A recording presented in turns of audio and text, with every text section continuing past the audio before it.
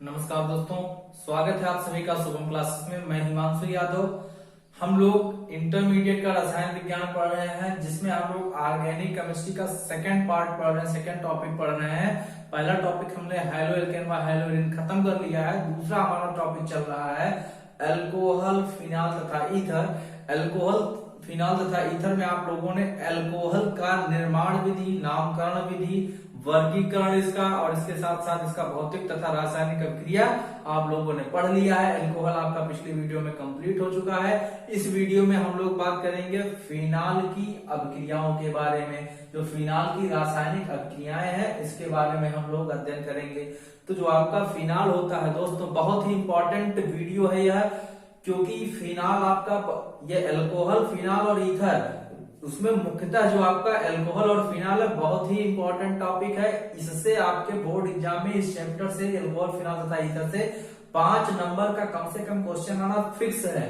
तो दोस्तों, अगर आप चाहते हैं कि आपका 5 नंबर का क्वेश्चन तैयार हो जाए, तो कृपया करके इस वीडियो को शुरू से लेकर के अंत तक जरूर देखें। हमने जैसा कि पहले ही बताया था, जो आपका ऑर्गेनिक केमिस्ट्री है, यह इसका जो पहला चैप्टर था हेलो एल्केन हेलो एरीन, वह भी 5 नंबर का क्वेश्चन था, यह भी 5 नंबर का क्वेश्चन है। यदि दोस्तों आपका ये 2 चैप्टर तैयार हो जाता है, तो इसका मतलब यह हो गया कि आपके बोर्ड परीक्षा में कम से कम 10 मार्क के क्वेश्चन तैयार हो गए। और ये 10 मार्क का क्वेश्चन ज्यादा से ज्यादा आप लोग 15 दिनों में तैयार कर सकते हैं। हमने हेलो एल्केन व हेलो एरीन पूरा समाप्त कर दिया है। बस 2 या 3 लेक्चर और बचा है आज के लेक्चर को लेकर के, जिसमें आपका फिनाल भी, अल्कोहल, फिनाल और ईथर भी खत्म हो जाएगा। तो आपका जो 10 नंबर का चैप्टर है, जो मेजर चैप्टर है, दोनों बड़े बड़े चैप्टर हैं और ये आपके पूरे कंप्लीट होने वाले हैं। तो आज की वीडियो में हम लोग फिनाल की रासायनिक अभिक्रियाओं के बारे में अध्ययन करेंगे। तो आपका है पहला है धातुओं के साथ क्रिया। तो जो हमारा फिनाल होता है दोस्तों, वह धातु, जो विभिन्न धातुएं होती हैं, उसमें जैसे आपका जो है सोडियम हो गया, पोटेशियम हो गया और एल्यूमिनियम हो गया। तो सोडियम, पोटेशियम अथवा एल्यूमिनियम के साथ फिनाल क्रिया करता है और क्रिया करके फिनाक्साइड आयन देता है। क्या देता है? फिनाक्साइड आयन देता है। इसका मतलब क्या हो गया कि जो है सोडियम फिनाक्साइड आयन देगा। तो जो हमारा क्या है, फिनाल है, आइए हम इसकी क्रिया धातु के साथ कराते हैं। फिनाल कैसे बनता है भैया?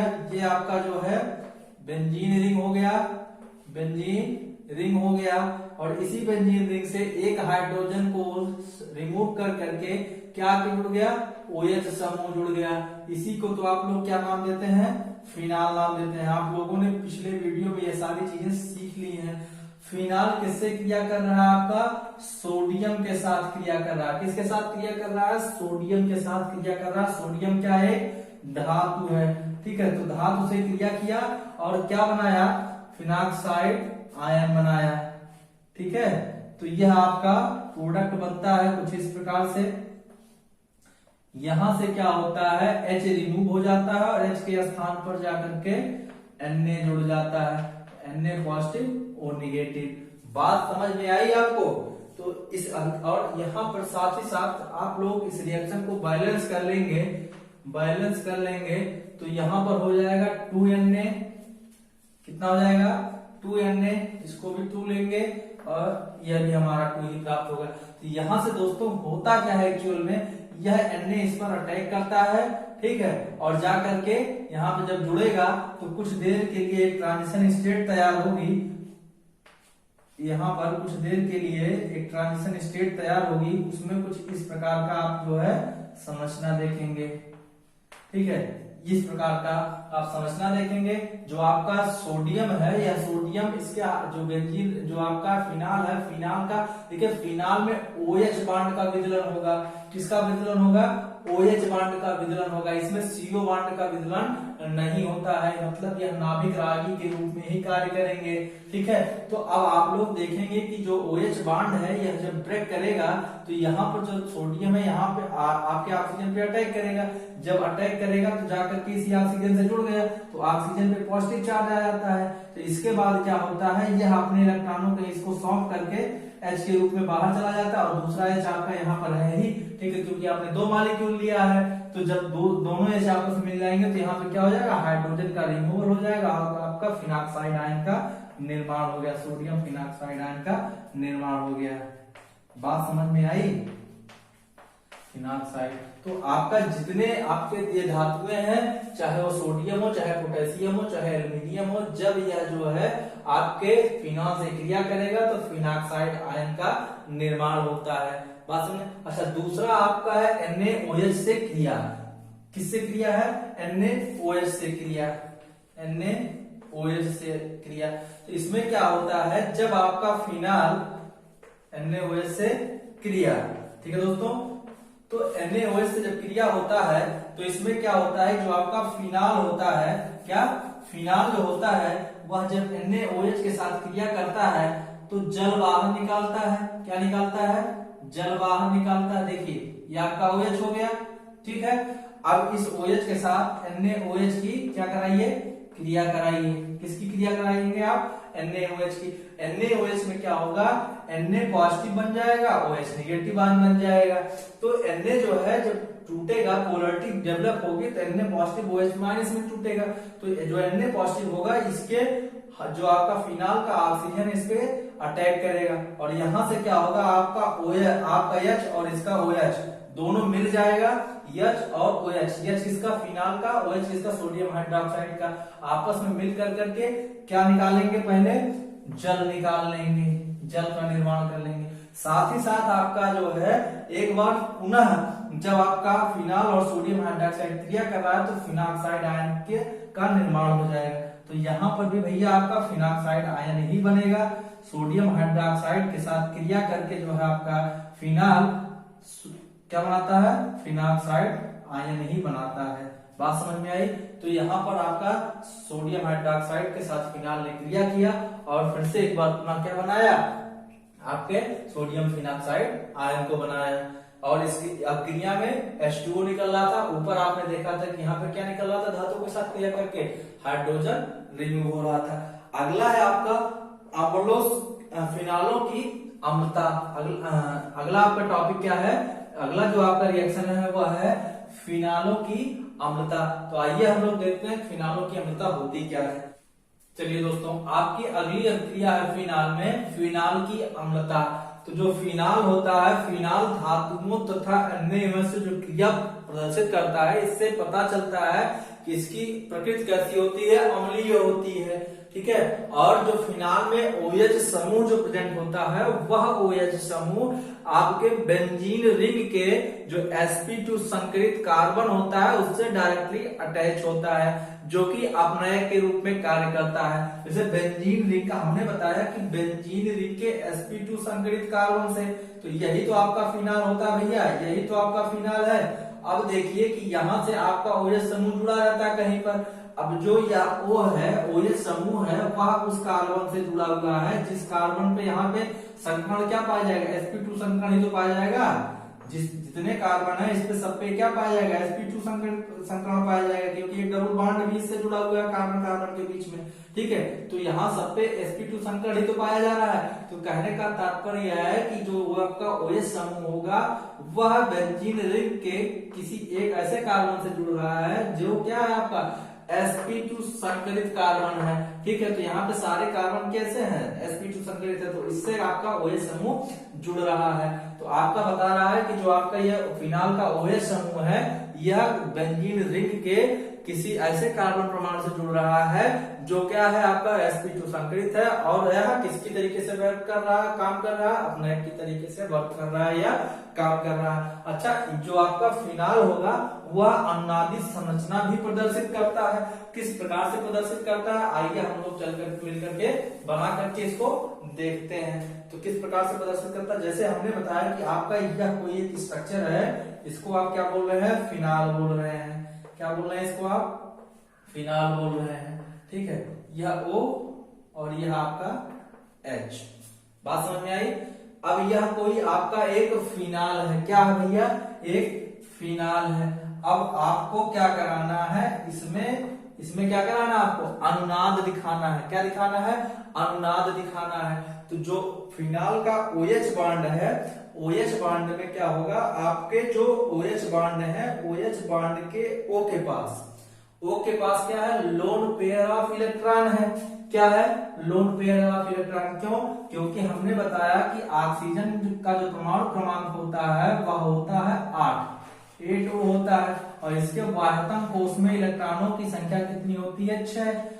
6 होती है। अब आप देख रहे हैं कि एक इलेक्ट्रॉन इस कार्बन से जुड़ गया, दूसरा इलेक्ट्रॉन इसके हाइड्रोजन से जुड़ गया, तो बचा कितना? 4 इलेक्ट्रॉन बचा ना भैया, 4 इलेक्ट्रॉन बचा। अब यह चारों इलेक्ट्रॉन जो है, तो एक जो पेयर होगा यह यहाँ पर बॉन्ड बनाने की कोशिश करेगा। जब बॉन्ड बनाने की कोशिश करेगा तो यहाँ पर इलेक्ट्रॉनों की डेंसिटी बढ़ जाएगी। क्यों बढ़ जाएगी? क्योंकि कार्बन की वैलेंसी 4 ही तो होती है, 4 अधिकतर परमाणुओं के साथ संयोग कर सकता है। अब देखिए, जब 1 2 3 4 कार्बन ने 4 पहले से पूरा कर रखा अपना। अब आप देख रहे हैं कि ये जो आपका लोन पेयर ऑफ इलेक्ट्रॉन है, अयुग्मित इलेक्ट्रॉनों की जो संख्या है, वह जो ऑक्सीजन के अयुग्मित इलेक्ट्रॉन है यहाँ पर बॉन्डिंग बनाना चाहेंगे। जब बॉन्डिंग बनाना चाहेंगे तो आपके इस कार्बन परमाणु पर इलेक्ट्रॉनों की डेंसिटी क्या हो जाएगी? ज्यादा हो जाएगी, जिसके कारण से क्या होगा, जो कार्बन कार्बन के बीच का जो द्विबंध है वह क्या कर जाएगा? इसके इलेक्ट्रॉन, पाई बॉन्ड के इलेक्ट्रॉन इस कार्बन पर शिफ्ट कर जाएंगे। बात समझ में आई?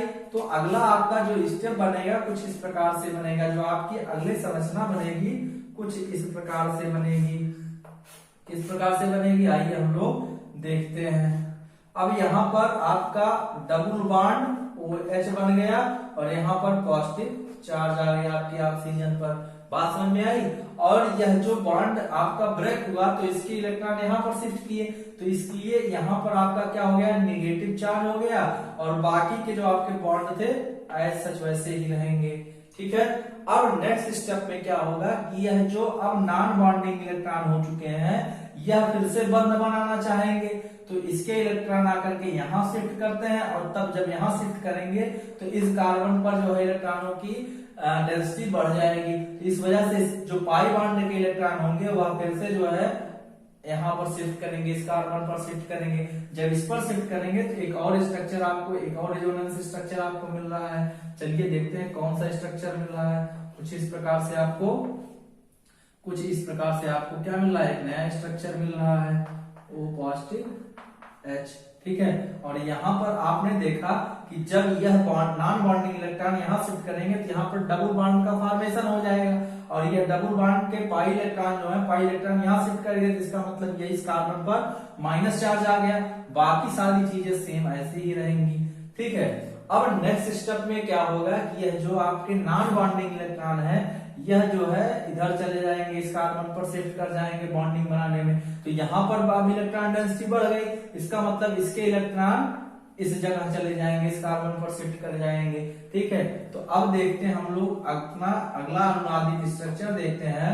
तो उसमें क्या होगा? अनुनादित संरचना में आपका क्या होगा? यहाँ पर आपका OH बॉन्ड जुड़ा हुआ है जिसमें O पे पॉजिटिव चार्ज है, यहाँ पे आपका डबल बॉन्ड है। अब देखिए आप, इसमें क्या हो रहा है कि यहाँ जो नॉन बॉन्डिंग इलेक्ट्रॉन थे इस पे बॉन्ड बना लिए, डबल बॉन्ड बन गया। और जो यहाँ पर डबल बॉन्ड था वह जो है इसका इलेक्ट्रॉन इस कार्बन पर शिफ्ट कर गया, तो यहाँ पाई इलेक्ट्रॉन यहाँ शिफ्ट कर गया। बात समझ में आई? तो कुछ इस प्रकार का स्ट्रक्चर बन रहा है। अब क्या होगा अगले स्टेप में? जो ये नॉन बॉन्डिंग इलेक्ट्रॉन है फिर से यहाँ पर शिफ्ट करेंगे और ये जो ऑक्सीजन और कार्बन के बीच का जो द्विबंध है, इसके जो बॉन्डिंग के इलेक्ट्रॉन है, पाई बॉन्ड इलेक्ट्रॉन है, वह फिर से इस पे अटैक करेगा।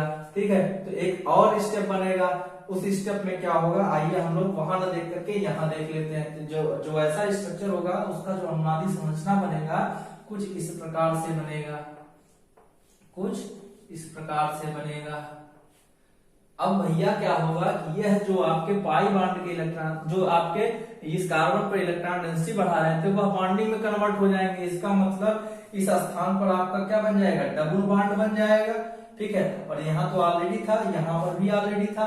इसके साथ ही साथ देख रहे हैं कि आपका ऑक्सीजन और कार्बन के बीच में जो द्विबंध है उसके पाई बॉन्ड के इलेक्ट्रॉन ऑक्सीजन पर ट्रांसफर कर जाए तो जो इसका पॉजिटिव चार्ज था वह घट जाएगा। ठीक है, न्यूट्रलाइज हो जाएगा। तो इसका मतलब सिंगल बॉन्ड OH। तो आप देख रहे हैं कि स्टार्ट आपने कहां से किया था? फिनाल से किया था, लास्ट में भी आपको फिनाल ही मिल गया है। तो आप देख रहे हैं कि यह विभिन्न सारी इसकी अनुनादी संरचनाएं हैं। यह रिजोनेंस शो कर रहा है, फिनाल आपका क्या शो कर रहा है? रिजोनेंस या अनुनाद शो कर रहा है। आपने देखा कि विभिन्न स्टेप से होते हुए फिर आपका फिनाल ही बन गया। इस क्रिया में आप देख रहे हैं कि ऑक्सीजन कार्बन के बीच एक बार द्विबंध का निर्माण हो जाता है और ऑक्सीजन पे आपके क्या हो जाता है, धनात्मक चार्ज उत्पन्न हो जाता है। तो यह आपका जो है पूरा फिनाल का क्या रहा, फिनाल का अनुनादी संरचना हो गया। ठीक है, अच्छा जो फिनाल की अनुनादी संरचना आपने ये पूरे देखी 5 स्टेप में पूरा होता है, 1 2 3 4 और 5 स्टेप में होता है। ठीक है, अच्छा फिनाल का जो आपने इसके पहले अभी क्रिया कराया था फिनाल का NaOH के साथ, किसके साथ, NaOH के साथ किसकी अभिक्रिया कराई थी आपने, फिनाल की अभिक्रिया कराई थी नहीं आपने, अभी आपने यहाँ पर फिनाल की NaOH के साथ अभिक्रिया कराई थी। तो जो फिनाल की NaOH के साथ अभिक्रिया होती है वह प्रदर्शित करता है कि फिनाल जो है आपका एल्कोहल तथा जल की अपेक्षा प्रबल अम्लीय है। दूसरी बात दोस्तों, अभी आप यहाँ पर कह रहे हैं कि जो हमारा फिनाल होगा वह एल्कोहल से ज्यादा अम्लीय होगा, और जब आप लोग एल्कोहल पढ़ रहे थे तो वहां आपने कहा था, वहां आपने देखा था कि जो हमारा जल होता है वह एल्कोहल से ज्यादा अम्लीय होता था। बात समझ में आई भैया? तो इस तरीके से जो है ये हमारा ये समाप्त हुआ। अब अगला है अल्कोहल और फिनाल का आयनन कैसे होता है। तो चलिए हम लोग देखते हैं कि आपके अल्कोहल और फिनाल का किस प्रकार से आयनन होता है। ठीक, चलिए देखते हैं दोस्तों, हमारा जो अल्कोहल है, अल्कोहल का आयनन किस प्रकार से होता है। ठीक है, अब यह हमारा कोई एक अल्कोहल है, अल्कोहल का जो आयनन होगा वह होगा RO minus plus H plus में। बात समझ में आई भैया? अल्कोहल का आयनन किस में होगा, RO माइनस और H प्लस में होगा। ठीक है दोस्तों, चलिए इसके अलावा जो आपका फिनाल होता है, फिनाल ये आपका हो गया क्या, फिनाल हो गया OH, इसका जब आयनन होगा, फिनाल का जब आयनन होगा तो आपका जो है कुछ इस प्रकार की संरचना आपको प्राप्त हो जाएगी। ठीक है दोस्तों, तो आपको कुछ इस प्रकार की संरचना प्राप्त हो जाएगी। तो आप देख रहे हैं कि आपके अल्कोहल से और फिनाल से, ठीक है, अल्कोहल से और फिनाल से दोनों से आपका हाइड्रोजन आयन निकल जा रहा है और आपका अल्कोहल और फिनाल का आयनन हो जा रहा है। आयनन जब हो रहा है तो यहाँ पे एल्कोक्साइड आयन और यहाँ पर फिनॉक्साइड आयन बनता है।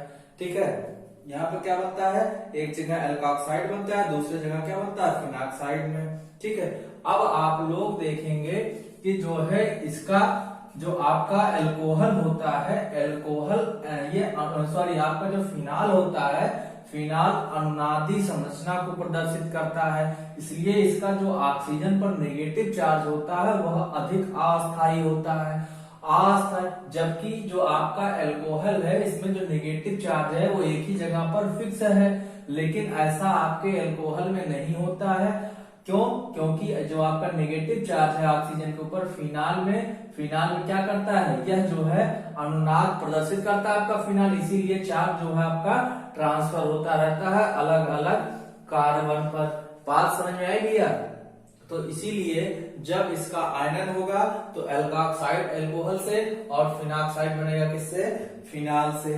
ठीक है, तो इसीलिए जो फिनाल के आयनन में क्या होता है, फिनाल जो होता है वह अधिक स्थायी होता है, वही अल्कोहल होता है जो वह कम स्थायी होता है, क्योंकि इस पे जो है चार्ज नेगेटिव आयन जो है वह फिक्स है एक ही स्थान पर, लेकिन इसमें क्या है अलग अलग स्थानों पर यह फिरता रहता है।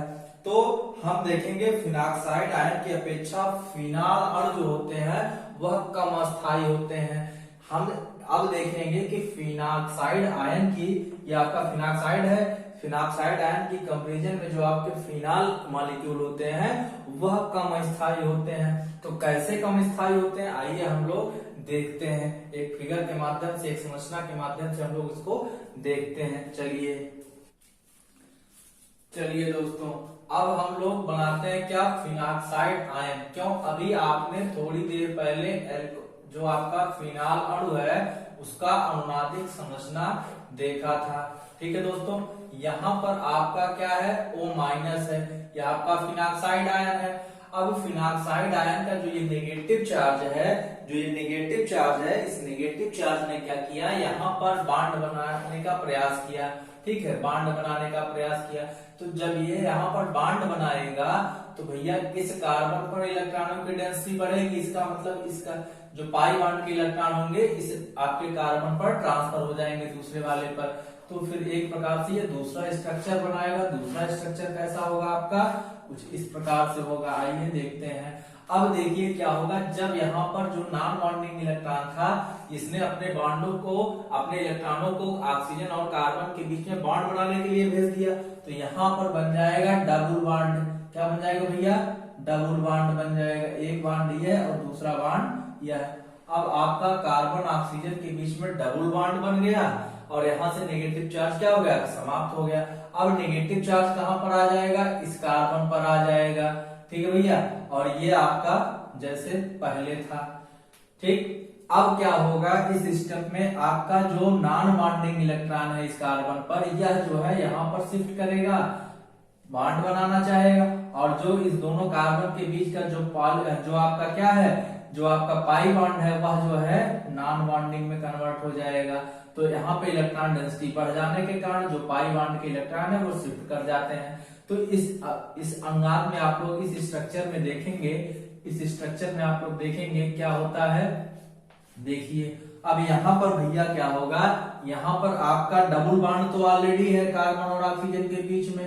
ठीक है, लेकिन यहाँ पर क्या होगा, अभी तक आप देख रहे थे कि ये जो आपका नॉन बॉन्डिंग इलेक्ट्रॉन था वो यहाँ पर शिफ्ट कर रहा था। इसका मतलब यहाँ पर डबल बॉन्ड का निर्माण हो जाएगा। जब यहाँ पर डबल बॉन्ड बन गया तो ये जो पाई बॉन्ड थे वो यहाँ पे शिफ्ट कर जाएंगे। इसका मतलब यहाँ पर नेगेटिव चार्ज आ जाएगा। ठीक है, और बाकी जो सारे थे वैसे का वैसा ही रहेगा। ठीक है, अब अगले स्टेप में इसका एक और संरचना बनेगा, एक और अनुनादी संरचना बनेगा, उसमें देखते हैं कि क्या होता है। ठीक है भैया, चलिए इसमें क्या है आपका जो यह नेगेटिव चार्ज है, अब यह क्या करेगा, यह शिफ्ट करेगा इस पर। ठीक है, और यहाँ का जो कार्बन इस पे डेंसिटी इलेक्ट्रॉनों की बढ़ जाएगी। तो फिर ये जो पाई बॉन्ड है, ये पाई बॉन्ड के इलेक्ट्रॉन यहाँ शिफ्ट करेंगे इस कार्बन पर। तो यहाँ पर अब इस स्टेप में क्या होगा, यहाँ पर क्या बन जाएगा आपका बॉन्ड, डबल बॉन्ड बन जाएगा। क्या बन जाएगा, डबल बॉन्ड बन जाएगा। यहाँ पर भी ऑलरेडी डबल बॉन्ड है। ठीक है, अब यहाँ का जो डबल बॉन्ड था वह सिंगल बॉन्ड में कन्वर्ट हो जाएगा और यहाँ इस कार्बन पे इलेक्ट्रॉनों की डेंसिटी बढ़ जाएगी। बाकी आपका डबल बॉन्ड ऑक्सीजन तो ऑलरेडी है। लेकिन अब इस स्टेप में क्या होगा भैया, यह जो नॉन बॉन्डिंग इलेक्ट्रॉन है यह बंद बनाने के लिए इस कार्बन पर शिफ्ट करेगा। और अब जो कार्बन और ऑक्सीजन के बीच का जो डबल बॉन्ड है, यह बॉन्ड पाई इलेक्ट्रॉनों को कहां शिफ्ट करेगा, फिर से ऑक्सीजन के पास शिफ्ट करेगा और एक और संरचना बन जाएगी। एक और कौन सी संरचना बनेगी, आइए हम लोग देखते हैं। अब इस प्रकार की एक संरचना आपको मिलेगी। अब क्या होगा, जब यह नॉन बॉन्डिंग इलेक्ट्रॉन यहाँ बॉन्डिंग में कन्वर्ट हो जाएंगे तब आप देखेंगे कुछ इस प्रकार का जो है एक संरचना पाई जाएगी। अब यहाँ पर आपके ऑक्सीजन पर पुनः क्या आ जाएगा, नेगेटिव चार्ज आ जाएगा। तो फिनाक्साइड आयन आपको यहाँ से फिर से प्राप्त हो गया। यह पूरी प्रक्रिया 5 स्टेप में कंप्लीट हो रही है। देखिए 2 स्टेप, तीसरा स्टेप, ये आपका चौथा स्टेप और ये आपका 5वां स्टेप। आप देख रहे हैं बीच में डबल हेडेड एरो जो लगा है, या अनुनाद को प्रदर्शित करने का प्रतीक चिन्ह होता है।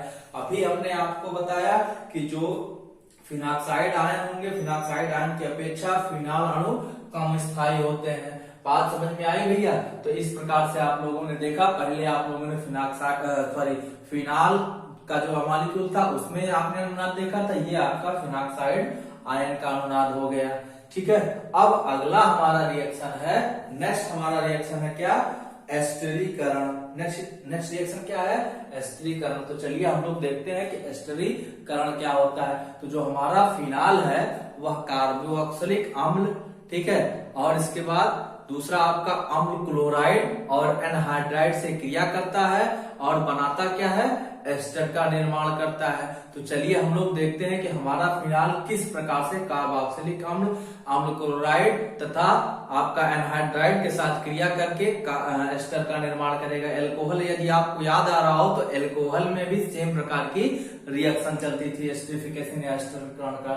ठीक है, चलिए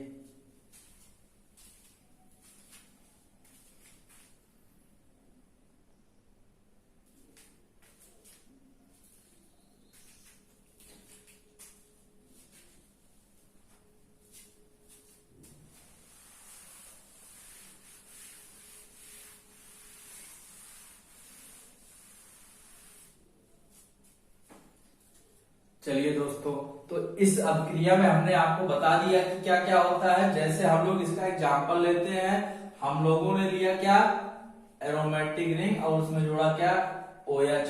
तो आपका हो गया क्या, एल्कोहल, या सॉरी फिनाल हो गया, क्या हो गया, फिनाल हो गया। यह आपका फिनाल की अभिक्रिया जब हम लोग कार्बोक्सिलिक अम्ल के साथ, मतलब RCOOH, यही तो आपका कार्बोक्सिलिक अम्ल को शो करता है। तो यह हो गया क्या, कार्बोक्सिलिक अम्ल हो गया, कार्बोक्सिलिक अम्ल के साथ कराते हैं। तो कब कराएंगे, अम्लीय माध्यम में कराएंगे। तो हमें क्या प्राप्त होगा, हमें प्राप्त होगा आपका, हमने बताया कि यह एस्टरिफिकेशन है। एस्टरिफिकेशन का मतलब क्या मिलेगा आपको, एस्टर मिलेगा। तो ArCOOR- मिल जाएगा। यहां से देखिए, यहां से OH जो है इसके H से क्रिया कर लेगा। अच्छा, इसको थोड़ा सा हम अगर पलट करके लिख दें तो ज्यादा बेटर हो जाएगा। आइए आप लोग कंफ्यूजन मत होइएगा, देखते हैं, इसको थोड़ा सा पलट करके लिखते हैं। देखिए, इसको हम लोग RCOH को लिख सकते हैं H, ठीक है, R-COOH, इस प्रकार से लिख सकते हैं कि नहीं। यह अभी तो आपका कार्बोक्सिलिक अम्ल है, हमने इसको थोड़ा सा पलट के लिख दिया है। अब यहां से क्या होता है कि इसका यह और इसका ये पार्ट आकर के आपस में मिल जाता है और बनाता क्या है, यह निकल करके आपका जल बना लेगा। क्या बना लेगा, H2O बना लेगा, और बच क्या जाएगा, ArCOOR-। अब इसी को तो भैया आप लोग क्या बोलते हैं, एस्टर बोलते हैं। क्या बोलते हैं, एस्टर बोलते हैं। इसी सेम प्रकार से आपका जो ArOH मतलब आपका फिनाल क्रिया करेगा RCOCl, R-COCl से क्रिया करेगा। तो यहां पर क्या होगा कि यह बना क्या लेगा आपका, अम्लीय माध्यम में, मीन्स H+ की उपस्थिति में यह क्रिया होगी और यह बना लेगा फिर से एक बार एस्टर। एस्टर क्या होता है, ArCOOR- प्लस में आपका क्या निकल जाएगा, HCl निकल जाएगा भैया। ठीक है, तो एक बार फिर से यहाँ पर एस्टर का निर्माण हो गया। अब अगले रिएक्शन है किसके साथ, एनहाइड्राइड के साथ। अब यहाँ पर आपका फिनाल हो गया, फिनाल किसके साथ रिएक्शन कर रहा है, R-CO का होल ट्वाइस O।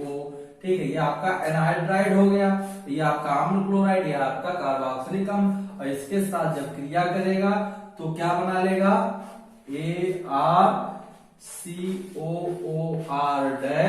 प्लस में आपका क्या निकल जाएगा, यहां से आपका जो है R-COOH। ठीक है, यहां से R-COOH आपका जो है कार्बोक्सिलिक अम्ल एक बाहर हो जाएगा। तो आप देख रहे हैं कि यह आपका एस्टरिफिकेशन है फिनाल का। फिनाल क्या करता है, कार्बोक्सिलिक अम्ल एनहाइड्राइड तथा आपके अम्ल क्लोराइड के साथ क्रिया करके एस्टर का निर्माण करता है। ठीक है दोस्तों, तो उम्मीद करते हैं आप लोगों को यह रिएक्शन समझ में आई होगी। अच्छा, फिनाल में किसमें, आपका यह जो फिनाल है, फिनाल में एसिटिल, एसिटिल का मतलब CH3CO, CH3CO। ठीक है, फिनाल में CH3CO समूह का जो प्रवेश होता है उसको एसिटिलन बोलते हैं। क्या बोलते हैं, एसिटिलन बोलते हैं। इस एसिटिलन किसको बोलते हैं, फिनाल में इसका जो है जुड़ना एसिटिलन बोला जाता है। एसिटिलन कैसे लिखा जाएगा, एसिटिलन बोला जाएगा। एसिटिलीन किसे बोला जाएगा? आपके फिनाल में CH3CO, ठीक है, मतलब एसिटिल समूह का जो प्रवेश होगा उसको क्या बोला जाएगा?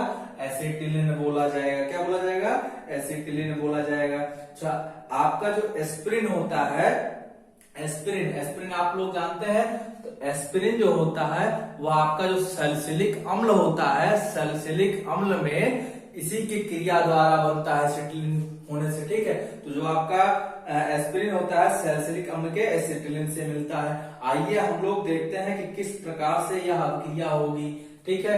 तो आप लोग देखिए, जो आपका सैलिसिलिक एसिड होता है, सैलिसिलिक एसिड होता है, उसका जो आपका फार्मूला होता है, उसका जो रिएक्शन होता है कुछ इस प्रकार से होता है। चलिए देखते हैं।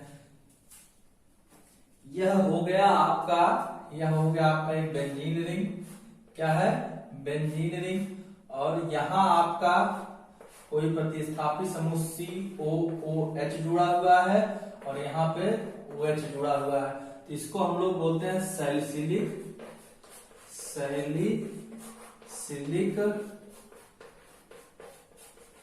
अम्ल बोलते हैं। अब इस सैलिसिलिक की अम्ल की क्रिया अभी हमने आपको बताया कि किससे कराई जाएगी। इस सैलिसिलिक अम्ल की क्रिया CH3CO का होल ट्वाइस O से कराई जाएगी, ठीक है। CH3CO का होल ट्वाइस O से कराई जाएगी, ठीक है। यह क्रिया कराई जाएगी जब, तो आपको अभी हमने बताया कि एस्पिरिन प्राप्त होता है। क्या प्राप्त होता है? एस्पिरिन प्राप्त होता है। तो एस्पिरिन का जो फार्मूला होता है वो होता है, एस्पिरिन का फार्मूला ये हो गया आपका, एस्पिरिन मिल जाएगा, एस्पिरिन मिल जाएगा COOCH, यहां मिल जाएगा आपको COOCH3 मिल जाएगा, ठीक है। अब यहाँ पर आप सैलिसिलिक अम्ल की क्रिया करा रहे हैं। और अच्छा, एक चीज यहाँ पर मिस हो जा रही थी भैया, COOH यहाँ पर रहेगा। इसको आप लोग बोलते हैं एस्पिरिन। इसका प्रयोग कहाँ करते हैं आपको कुछ पता है? आप लोग एस्पिरिन डिस्प्रिन जो खाते हैं, जो दर्द की दवा खाते हैं, सर दर्द वगैरह, डिस्प्रिन एस्पिरिन लेते हैं ना, तो वही है एस्पिरिन। सैलिसिलिक अम्ल का प्रयोग जो आपका रिंगवर्म होता है, दांत खाज खुजली होता है, तो उसके जितने भी क्रीम आते हैं उसमें आपका सैलिसिल्डिहाइड या सैलिसिलिक अम्ल मिला होता है, ठीक है। तो आपके सैलिसिलिक एसिड की क्रिया आप करा रहे हैं तो आपको क्या मिल रहा है? एस्पिरिन मिल रहा है, ठीक है। तो यही है जो आपका एसिटिलीन। इसी के एसिटिलीन, आपके सैलिसिलिक अम्ल का एसिटिलीन कराया गया, एसिटिलीन कराने से आपको एस्पिरिन प्राप्त होगा। चलिए, अब अगला है आपका एरोमेटिक इलेक्ट्रॉन रागी प्रतिस्थापन। किसका? फिनाल का एरोमेटिक इलेक्ट्रॉन रागी प्रतिस्थापन अभिक्रिया। चलिए देखते हैं कि आपका फिनाल का एरोमेटिक इलेक्ट्रॉन रागी प्रतिस्थापन अभिक्रिया क्या होता है। तो यह पढ़ेंगे हम लोग दोस्तों नेक्स्ट लेक्चर में, और नेक्स्ट लेक्चर में ही आपका स्टार्ट करेंगे हम ईथर, ठीक है दोस्तों। तो नेक्स्ट लेक्चर में आपका फिनाल का इलेक्ट्रॉन रागी प्रतिस्थापन अभिक्रिया पढ़ेंगे।